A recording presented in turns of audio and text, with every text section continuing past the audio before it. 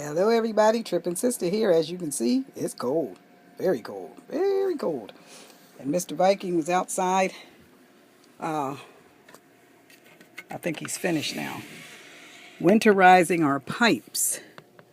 As you can see, he's got it wrapped. He's got heat tape and foam, and he's wrapped it with duct tape. So, there's that. It is full-blown fall here. Well, winter, I suppose, almost. And it is really, really, really cold. So, we've got the leaves are falling. This is the view from our front window of the resort. As you can see, it's got one person way over there. I don't know if that's the owner's house or not. And that's it. There's a couple staying over there from Alberta. And then there's this couple staying right here next to us in their camper thing. They are also from Alberta. So I guess Alberta is colder than it is here in BC in the winter. But anyway, Mr. Viking's out there working away. Putting stuff, I think he's putting his tools and stuff back. Oh, he's putting out our lights. We're trying to find somewhere to put them. Yep. And I just want to tell you guys about the tanks and stuff. We haven't had any. This is our first winter. So I just want to give you a tip of what we read. When you are winter camping, make sure that you use heat tape and wrap your pipes. Insulate them, your water pipe. Otherwise, you're going to have problems.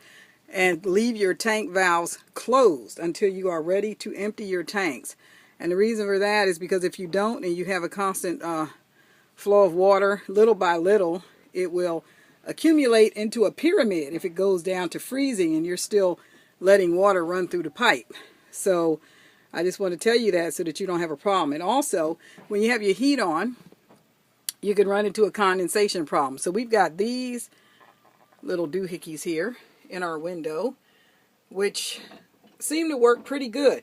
Now the thing is, we've got that big silver stuff that we were putting up to our window, and I think it's trapping the heat, right? So when we get up in the morning, even before we got here, there was a lot of condensation on the windows.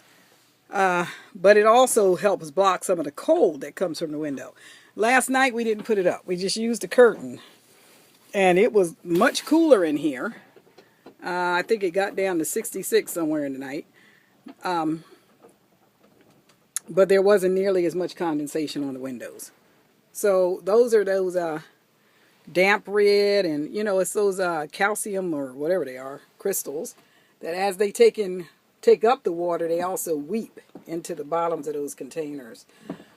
And you can just pour that down your drain. So anyway, all right, you guys. Well, there you go. We've got leaves blowing and falling, and we're going to have to get a mat or something to put outside because every time we go in and out, we're tracking leaves.